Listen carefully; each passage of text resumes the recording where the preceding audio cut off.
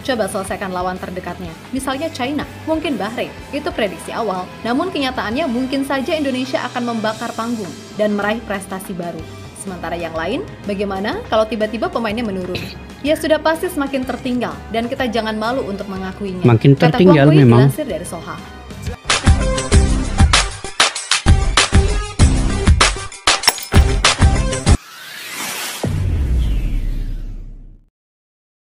Assalamualaikum dan salam persaudaraan, salam sepak bola. Selamat bertemu kembali guys di channel Askalani Studio. Apa kabar semua? Semoga kalian dalam keadaan sehat walafiat, sentiasa dimurahkan rezeki kalian dan juga sentiasa sukses kalian ya dalam apa jua yang kalian usahakan guys. Semoga dalam keridaan Allah Subhanahu wa taala juga.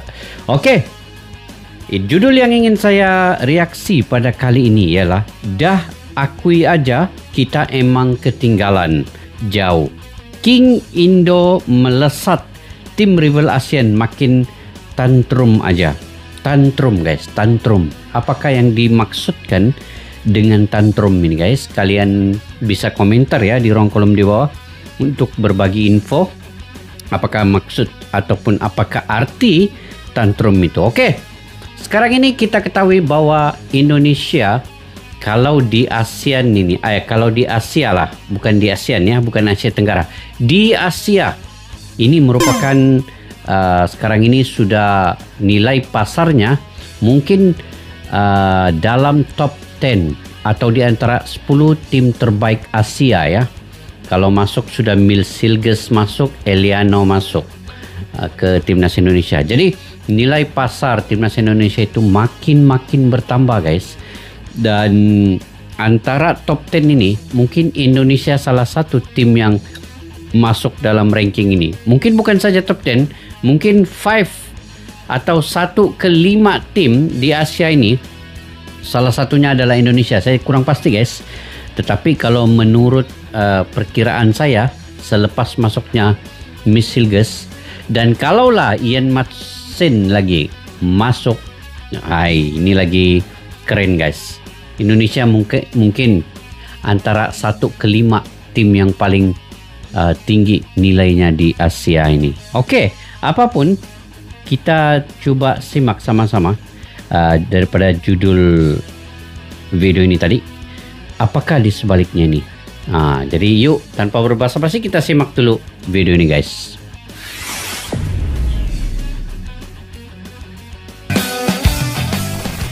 Meskipun Indonesia cuma dapat 2 poin dari 2 laga awal ronde ketiga kualifikasi Piala Dunia 2026, tentu saja kita harus bersyukur akan hal itu. Karena bagaimanapun 2 poin itu bisa berhasil kita curi dari 2 negara langganan Piala Dunia, yakni Arab Saudi dan Australia. Dan berkat 2 poin penting tersebut, Indonesia kini mantap menatap laga melawan Bahrain serta China dengan penuh optimisme. Apalagi baru aja kita ketambahan 2 pemain baru dalam diri May Silgers dan Eliano Reinders. Boleh jadi circle Indonesia sekarang ini udah bukan lagi ASEAN melainkan Asia. Tapi meskipun bahas Asia itu asyik Paul, nggak ada salahnya kita tengok-tengok dikit lah kondisi para rival di circle lama kita yaitu ASEAN. Pastinya ada yang mengakui dan ada juga yang tantrumnya bukan main. Dan soal siapa yang tantrum jelas kalian tahulah siapa.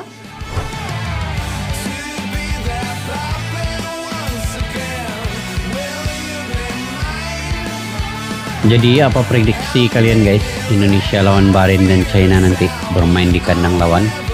Kalian mungkin ada pandangan sendiri ya. Rumput tetangga akan selalu lebih hijau. Nah, kira-kira apa yang ada di pikiran kalian jika mendengar kalimat tersebut? Ya, meskipun ungkapan tersebut lebih banyak digunakan untuk maksud yang mengarah pada konotasi negatif atau yang berbau aneh-aneh, tapi kalimat itu juga bisa kok digunakan dalam terminologi sepak bola. Dan hal itulah yang sepertinya sedang dialami oleh tim-tim rival ASEAN saat melihat perkembangan timnas Indonesia. Jelas, keberhasilan tim Garuda menembus round 3 serta mampu menahan imbang 2 langganan Piala Dunia di 2 laga awal membuat tim Garuda makin banyak aja mendapatkan sorotan. Apalagi setelah PSSI berhasil menyelesaikan segala proses naturalisasi 2 jagoan Eredivisie, May Silgers dan Eliano Reinders. Walah, makin dengki aja nih para tetangga. Seperti Thailand misalnya, sampai detik ini mereka masih belum mengakui Indonesia sebagai tim yang udah di atas mereka. Alasannya sederhana, yakni kedua tim belum pernah bertanding lagi di level senior. Sehingga meskipun Indonesia udah bisa sampai sejauh ini, Thailand menganggap itu belum jadi landasan kalau Indonesia udah lebih hebat dari mereka. Ya emang sih, kalau dipikir-pikir kami pun juga penasaran gitu loh.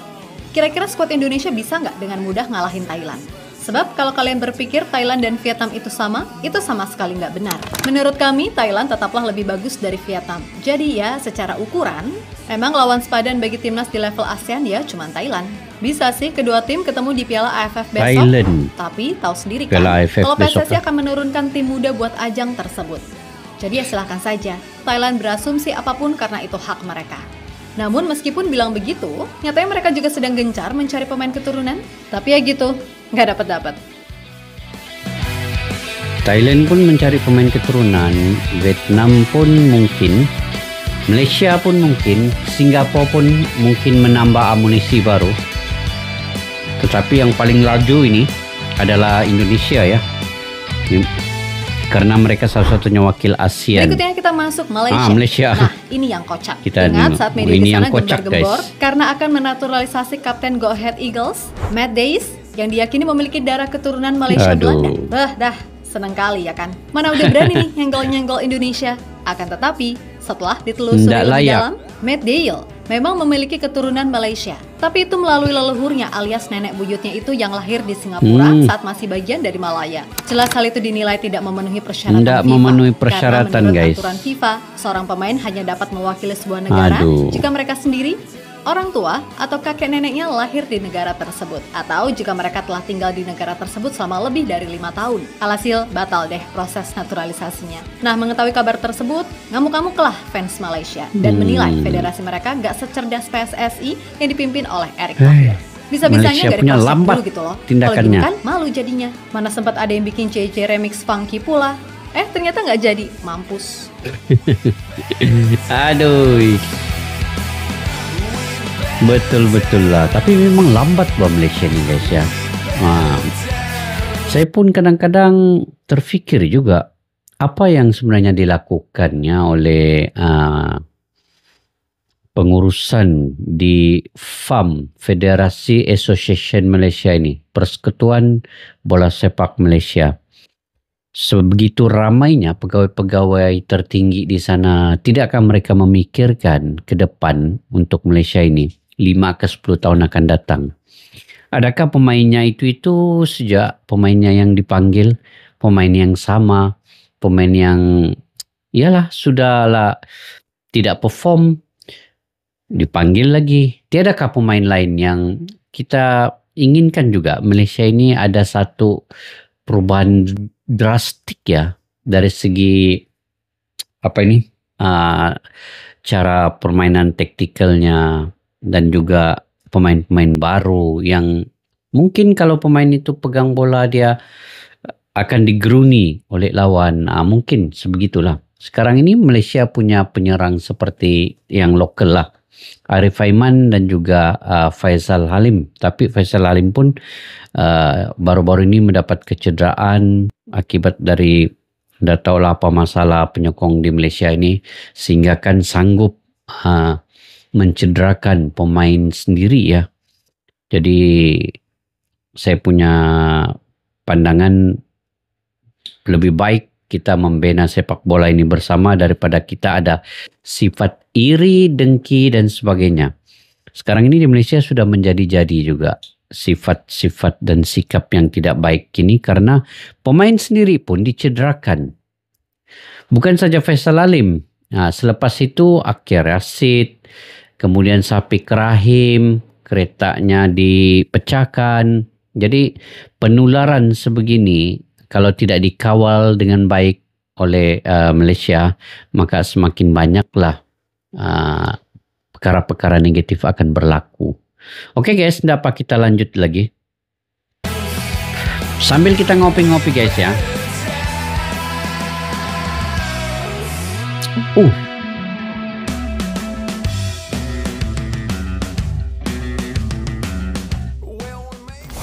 Ya Malaysia ini emang beda sih, dan kelihatan yang paling gak terima gitu loh lihat Indonesia maju. Bahkan saking takutnya ranking FIFA-nya disalip, mereka sampai buat turnamen sendiri. Lawannya dipilih sendiri, juara sendiri, dan dirayakan pun juga sendiri. Ya suka-suka mereka aja deh. Kemudian melihat gimana ranking FIFA Indonesia-nya melesat, Malaysia yang gak mau gengsi mereka turun, apalagi setelah Kim Pan-gon mengundurkan diri, memutuskan buat menunjuk Pau Marti Vicente sebagai pelatih baru. Yang mana secara profil, ini pelatih ya nggak bagus-bagus amat sih. Dimana ia bahkan cuma memulai karirnya di akademi tim Hong Kong, Kitchi. Pau Marti memang pernah bekerja di Barcelona. Hanya saja, selama di Barcelona, ia hanya menjadi asisten pelatih. Itu pun di tim U18, U19, dan Barcelona B. Selain itu, Pau Marti juga pernah menjadi asisten pelatih Joseph Gombau, mantan pelatih Persebaya di Adelaide United dan Kitchen. Nah, sebelum menukangi timnas Malaysia, Pau Marti adalah asisten Kim Pan-gon. Jadi boleh dibilang karirnya ini mediocre aja belum gitu loh. Dan dengan merekrut pelatih yang bahkan lebih miskin trofi dari Jajang Nurjaman atau Rahmat Darmawan ini, Malaysia berambisi menyalip ranking timnas Indonesia. Duh, kalau gini ang-ang-ang aja sih.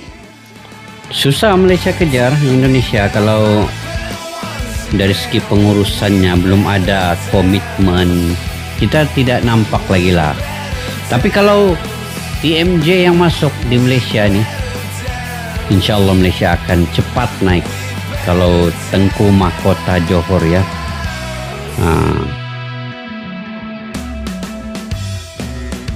nanti kita tengoklah macam mana keadaannya mungkin tahun depan ini. Kalau masih lagi keadaan Malaysia belum ada perubahan sebegini ya, maka akan lagi ketinggalan lah Malaysia oleh Indonesia. Kemudian ada juga nih Vietnam, yang medianya 11-12 sama China karena terkenal paling julid kalau soal Indonesia. Akan tetapi melihat segala sikon yang ada, komentator sekaligus pengamat sepak bola Vietnam, Quang Huy, meminta jangan ada lagi perbandingan antara timnas Indonesia dengan Vietnam. Baginya, saat ini kekuatan Indonesia dinilai jauh lebih baik daripada Vietnam. Terlebih dengan PSSI yang sekarang, Quang Huy merasa Indonesia benar-benar udah jadi tim yang siap bersaing di level Asia. Indonesia bagus, mereka bermain sangat berbeda sekarang, karena kekuatan mereka sangat berbeda. Hampir semua pemain naturalisasi memberikan dampak yang luar biasa. Mereka juga punya strategi yang sangat jelas untuk mengembangkan sepak bola, terutama untuk menghadapi babak final kualifikasi Piala Dunia 2026. Di Piala AFF, memperbolehkan pemain muda dalam negeri untuk bermain. Pemain naturalisasi yang bermain di Eropa hanya bisa kembali sesuai jadwal FIFA Matchday. Pemain naturalisasi Indonesia sudah lebih maju dari kita, jadi jangan bandingkan dengan mereka.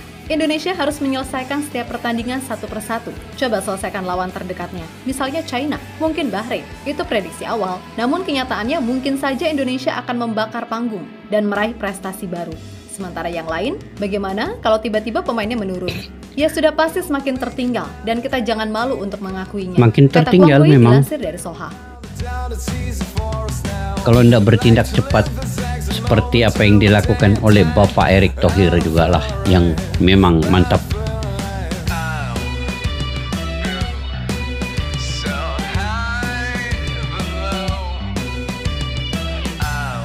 Prof Haye.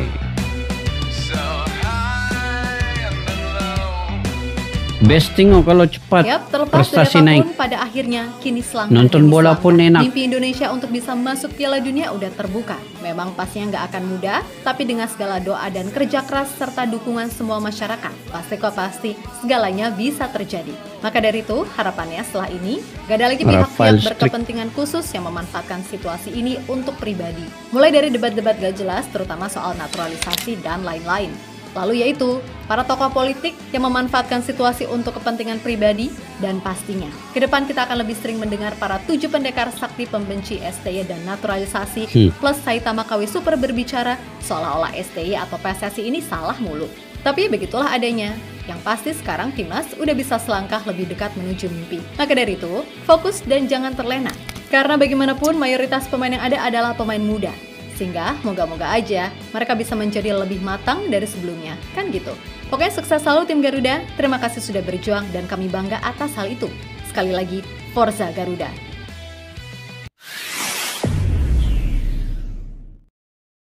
Oke guys, memang begitulah dia punya realitas dan juga kalau kita berbicara terkait dengan fakta, data, keadaan sekarang ini.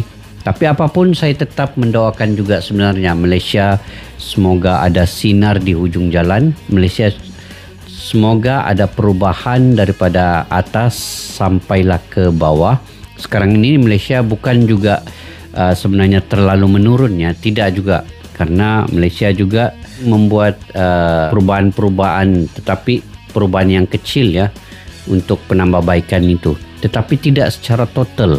Maksud saya guys, pemain-pemain Malaysia ini dia hanya pemain yang sama, tidak terlalu banyak perubahan dan tiada pemain-pemain, kalaupun ada pemain keturunan ataupun pemain naturalisasi, tetapi kalau saya melihatnya, saya tidak respect, tidak berminat dengan pemain-pemain naturalisasi Malaysia ini.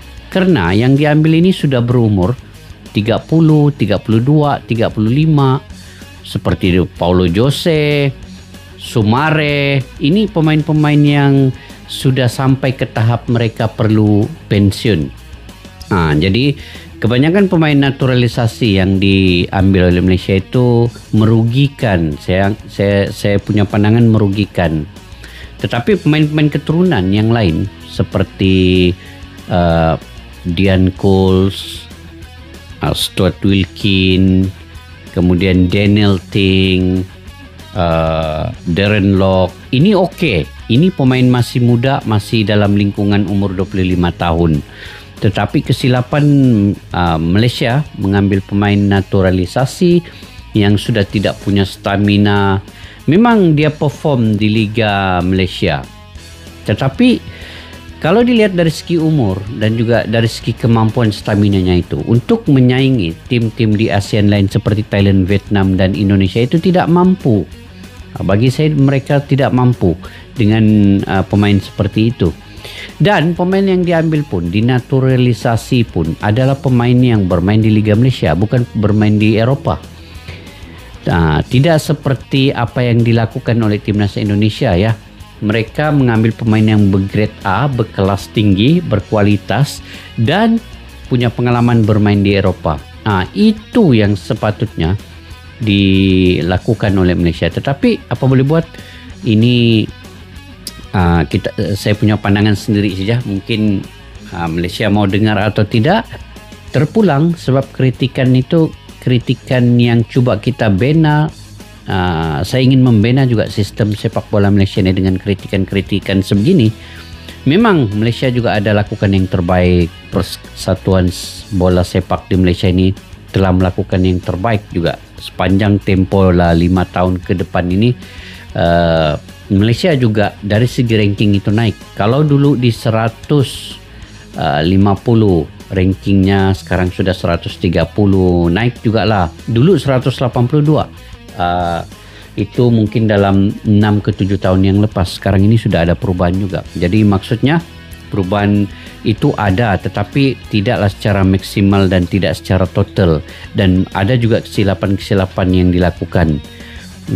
Jadi kita fokus sekarang ini yang saya cuba bahaskan adalah bagaimana Indonesia dalam masa 4 tahun bisa capai ke putaran ketiga kualifikasi Piala Dunia ini, dan kesemua di peringkat umurnya, di kelompok umurnya U17, U20, U23 itu seiring sama. Semua bisa sampai ke level yang ditargetkan dan mereka capai. Itu yang saya respect kepada Indonesia ini. Dan patut ada yang dicontohi ya oleh Malaysia terhadap Indonesia ini. Mana yang positif itu perlu dicontohi. Dan Indonesia dari segi ranking juga, kalau dulu 179, sekarang ini sudah 129 kalau tidak silap. Sudah pun memintas Malaysia. Sekarang ini akan mengejar Thailand dan juga Vietnam. Sedikit masa lagi, saya pasti Indonesia ini akan meninggalkan Thailand dan meninggalkan Vietnam juga. Jadi hanya menunggu masa saja. Kalau menang lawan Bahrain, menang lawan China, Indonesia akan lagi jauh rankingnya naik. Jadi saya ingat itu saja guys. Saya punya pandangan pribadi ya. Ini pandangan pribadi. Tidak ada kaitan dengan siapapun. Sekadar untuk meluahkan perasaan dan mengkritik untuk membina, memberi cadangan-cadangan yang berkaitan, yang patut, dan kalau diambil kira atau tidak diambil kira itu terpulang dengan pandangan masing-masing guys. Oke. Mungkin kalian juga punya pandangan dan pendapat sendiri ya. Kalian boleh komentar di ruang kolom di bawah. Dan kepada yang baru mampir, jangan lupa mendukung dengan menekan butang subscribe, like, share dan komen jika kalian suka dengan saya punya komentar. Dan juga kepada yang sudah subscribe, yang selalu komentar, yang selalu memberikan info-info yang positif, yang selalu like. Saya ucapkan terima kasih banyak-banyak.